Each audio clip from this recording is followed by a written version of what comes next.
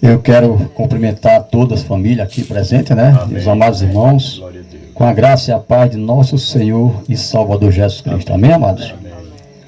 Amados, a finalidade de estarmos aqui fazendo esse culto a Deus, né? Amém. É porque Jesus, lá em Marcos, no capítulo 16, no verso 15, ele diz assim: ide por todo o mundo e prega o evangelho a toda criatura. Quem crê e for batizado será salvo, crendo que será condenado. A Bíblia diz, amados, que Jesus, quando deu essa ordenança aos seus discípulos, ele já estava para subir para a glória celestial e deixou essa ordenança para os discípulos anunciaram a palavra de Deus e graças a Deus esta palavra chegou até os nossos corações, porque a Bíblia Sagrada ela é uma só, ela é a palavra de Deus.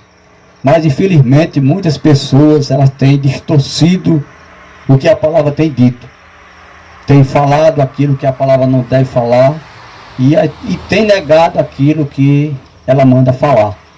E com isso as pessoas ficam na dúvida: como faço para entrar no reino dos céus?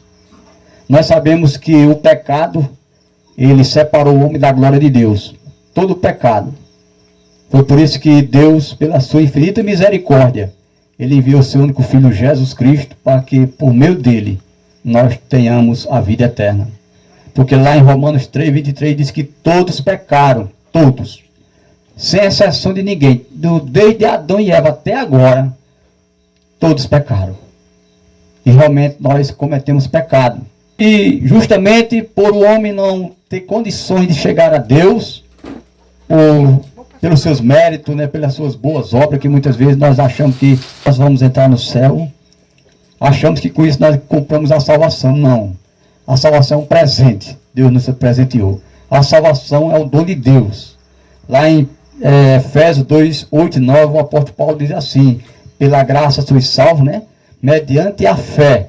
Isto não vem de vós, é dom de Deus, não de obras para que ninguém se glorie. Justamente por eu não ter condições, por nós não termos condições de chegarmos a Deus, é que Deus vai enviar seu único Filho, Jesus Cristo, para morrer em uma morte de cruz. Naquela época, amado, uma morte de cruz era a morte mais vergonhosa para o ser humano. Naquele tempo, só quem morria na cruz era bandido, era pessoa de alta periculosidade. Eles morriam ali, sentenciado e mais vergonhado. E além de tudo isso, além de estar pendurado naquela cruz, eles ainda chegavam, os guardas chegavam, ainda quebravam as pernas deles, para eles sentir a dor mais forte ainda, até morrer. Era um sofrimento terrível. E Jesus, sendo Deus, porque lá em João capítulo 1, verso 1, diz que no princípio era o Verbo, e o Verbo estava com Deus, e o Verbo era Deus. O Verbo aqui significa Jesus. E outra tradição diz assim: no princípio era a palavra estava com Deus, e a palavra era Deus. Ou seja, Jesus, ele se fez homem, como nós lemos agora há pouco, lá em João 1,14, e o Verbo se fez carne, ou seja, a palavra se fez carne, e habitou entre nós cheio de graça e de verdade. Graça, favor não merecido. Ou seja, o que Jesus fez por nós, nós não merecíamos. O que ele passou por nós, nós não merecíamos. Mas pela sua infinita misericórdia, ele olhou para mim, olhou para você, olhou para todos nós, olhou para toda a humanidade, e viu que nenhum de nós se salvaria pelos nossos méritos. Deus se encarna ali no ventre da Virgem Maria, aquela criança nasce, cresce, com 12 anos já passa a ensinar entre os doutores, os homens da lei. E quando ele completa 30 anos de idade, ele é batizado, vai para o deserto, passa 40 dias ali, justamente se preparando para a missão pelo qual ele veio, jejuando ali, diz que ele não comeu durante 40 dias, e quando terminou os 40 dias, chega o diabo perto dele, tentando ele, manda que ele transformasse as pedras em pães. E Jesus olhou para ele com fome, e Jesus disse: nem só de pão viverá o homem, mas de toda palavra que procede da boca de Deus. Foi morar em Cafarnaum. Lá em Cafarnaum ele começou seu ministério. Em Mateus 4,17 ele disse, e chegando ali, ele pregava e dizia: arrependei-vos, porque está próximo o reino dos céus. Em outras palavras, Jesus estava dizendo que o reino dele tinha chegado. Ou seja, quando nós recebemos Jesus como nosso único Senhor e Salvador, ele passa a reinar no nosso coração. Ele passa a ser Senhor da nossa vida. E dali por diante a sua vida agora é dirigida por Ele. Ele é quem vai ditar o que devemos ou não devemos fazer. Justamente para que nós não falhemos, Ele deixou escrito as suas escrituras, para que por meio dela nós aprendemos o que devemos fazer ou não fazer para ir para os céus. E justamente, amado, por nós não termos essa condição de chegar aos céus, foi que Deus envia seu Filho. No Evangelho de São João, no capítulo 3, no verso 16 a 20, nos diz assim a palavra do Senhor: porque Deus amou o mundo de tal maneira, veja bem, amados, porque Deus amou o mundo de tal maneira, que deu o seu Filho unigênito, para que todo aquele que nele crê, veja bem, para que todo aquele que nele crê, não pereça, mas tenha a vida eterna. Essa palavra perecer significa morrer, não só fisicamente, mas Jesus está falando sobre espiritualmente. Por quê? Porque haverá uma morte eterna. E essa morte eterna, ela é no lago do fogo. Infelizmente, muitas pessoas não levam em consideração, mas existe o inferno. O inferno é real. Como também existe o céu é real. E Jesus, ele falou muito sobre o inferno. Ele disse muito que é melhor você entrar no céu com um braço, faltando um braço ou uma perna, do que você ter os dois braços e ir para o inferno. E justamente para que o homem não fosse para o inferno, não fosse para o lago de fogo, foi que ele enviou o seu Filho Jesus Cristo, para que todo aquele que nele crê não pereça, mas tenha a vida eterna. E no versículo 17 ele diz: porquanto Deus enviou o seu Filho ao mundo, veja bem, irmão, não para que julgasse o mundo, ou para condenar o mundo, mas para que o mundo fosse salvo por ele. Aí ele diz no versículo 18: quem nele crê, ou seja, quem crê em Jesus, não é julgado, não é condenado. E o que não crê já está condenado, porquanto não crê no nome do unigênito Filho de Deus. E o julgamento é este, que a luz veio ao mundo. Quem é a luz? Jesus. Jesus veio ao mundo, mas os homens amaram mais as trevas do que a luz. Por quê, amados? Porque as suas obras é más. Se você for olhar hoje, as pessoas que praticam o pecado, que praticam o errado, que praticam o mal, elas não querem se aproximar de Jesus. A gente vai falar do seu Jesus e eles fogem.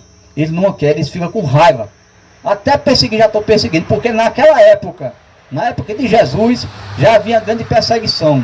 E depois que Jesus partiu, que a igreja partiu para pregar o evangelho, eles foram perseguidos e mortos. Muitos foram mortos, né? O apóstolo Paulo foi um que perseguiu muito a igreja de Cristo. E naquele momento ele vai em busca da igreja, para pegar a igreja, para matar. Onde ele passava, ele não só colocava na prisão, como ele contribuía para a morte dos cristãos. E chegando no meio do caminho, disse que quando ele ia a cavalo com os seus guardas, apareceu uma luz no céu e gritou: Saulo, Saulo, por que tu me persegues? E naquele momento disse que ele caiu do cavalo e perguntou: quem és tu, Senhor? Se eu sou Jesus a quem tu persegue. E naquele momento ele se levanta dali cego, e Jesus disse para ele: vai para Damasco, lá tem um meu servo meu chamado Ananias, ele vai orar sobre ti, e você dali por diante vai fazer a minha vontade. E disse que naquele momento em diante, Saulo se converteu, passou a ser chamado Paulo, e dali por diante ele passou a pregar o evangelho pelo qual ele perseguiu outrora. Ele diz: pois todo aquele que pratica o mal aborrece a luz e não se chega para a luz, a fim de não ser erguida as suas obras. Quem pratica a verdade aproxima-se da luz, a fim de que as suas obras sejam feitas porque feitas em Deus. Portanto, meus irmãos e minhas irmãs, nós temos tudo para ser feliz, nós temos tudo para ser abençoado. Jesus Cristo, ele ainda não voltou, e se ele não voltou, ele está dando chance a cada um de nós, para que nós entreguemos a nossa vida a ele. E naquele momento o discípulo pergunta: Senhor, quando será o dia que o Senhor vem? E Jesus disse: não me compete conceder o dia que eu venho, mas eu vou dar os sinais para vocês. E ele começou a dizer: quando começarem a acontecer essas coisas, ele disse: guerra, nações contra nações, fome, terremoto, o que nós estamos vendo hoje, maremoto, destruições da natureza. Então ele disse: tudo isso é o princípio das dores. Nós vimos no passado uma pandemia que houve, e segundo a Bíblia, lá em Apocalipse capítulo 15, fala que vai vir grandes pragas sobre a face da terra. E só Deus, amado, nós temos que estar com Deus diariamente, constante com Ele. Porque se tiver de você viver, você vai viver para ver a glória de Deus. Mas é bom a gente estar atento, porque também Jesus fala que o tempo dele, da sua segunda vida, já está próximo, está acontecendo. Quando menos se espera, diz que todo olho vai ouvir um clarão nos céus, um som grande de trombeta vai tocar nos céus. E naquele dia, será o dia em que Jesus vem buscar o seu povo, porque ele vem tirar o povo da terra para destruir todo o mal. E naquele momento diz que toda a terra pegará fogo, será destruída com fogo. Na segunda epístola de Pedro, ele diz que essa terra está entesourada para fogo, né? Ele diz que está reservado para o dia do Senhor. Nós não sabemos o dia nem a hora, justamente por não saber o dia que Jesus veio, que eu vou, que nós vamos partir. Nós temos que hoje entregar a nossa vida para Jesus. Senhor, a partir de hoje, a minha vida é tua. A partir de hoje, eu vou deixar as coisas erradas e fazer aquilo que é agrado do Senhor. Amados, se Deus não estiver dentro de nós, jamais nós venceremos as tentações. Jesus foi bem claro quando na oração do Pai Nosso, ele disse: Pai, não nos deixe cair em tentação. Ele não disse assim: Pai, não me deixe ser tentado. Mas ele disse assim: Pai, não me deixe cair em tentação. Por quê, amado? Porque tentados nós somos. Nós somos tentados a fazer qualquer coisa errada. Nós somos tentados a pecar, somos tentados a fazer aquilo que desagrada a Deus. Porque, como diz muitas pessoas, o pecado na realidade é bom. Aparentemente é bom. Você beber, você fumar, você se drogar, se prostituir, fazer o que você quer. Aparentemente é bom. Mas no final é morte. No final é morte. É por isso que a palavra de Deus diz, né? Porque Deus amou o mundo de tal maneira que deu seu Filho unigênito, para que todo aquele que nele crê, que crê em Jesus, não pereça. Esse perecer é eterno, amado. É a morte eterna. Jesus não quer que ninguém vá para o sofrimento eterno. Jesus não quer que ninguém vá para o inferno. Jesus quer que você vá para o céu. Mas para ir para o céu, eu tenho que tomar essa decisão. Eu tenho que aceitar o sacrifício de Jesus na cruz. A salvação, ela é gratuita. Você não precisa fazer nada para entrar no reino do céu. O céu é você receber Jesus, reconhecer que é pecador, dizer: Senhor Jesus, eu reconheço que eu pequei toda a minha vida, eu te peço perdão e te recebo como meu Senhor e Salvador da minha vida. Fazendo isto, com certeza você tem a vida eterna, porque foi esta a palavra de Deus que Deus colocou em nosso coração. Jesus, ele é a própria vida eterna. É por isso que lá em João 5,24 Jesus diz: em verdade vos digo, quem ouve a minha palavra e crê naquele que me enviou, tem vida eterna. Não entra em condenação, mas passou da morte para a vida. Então, queridos, Jesus, ele é a nossa esperança. Ele é a única esperança para a nossa vida, né, irmão? Só ele, só nele nós temos salvação. Só por meio dele é que vamos chegar aos céus. Ele é bem claro na sua palavra, né?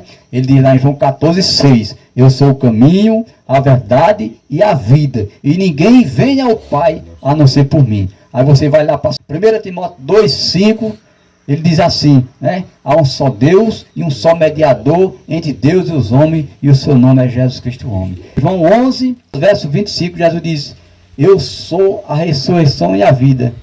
Quem crê em mim, ainda que esteja morto, viverá. E todo que vive e crê em mim, não morrerá eternamente. Então existe essa morte eterna, amados. E existe esse lugar eterno, esse lugar de sofrimento. Como também existe os céus dos céus, lugar de felicidade, de vida para sempre. Se você tem Jesus, você tem vida eterna.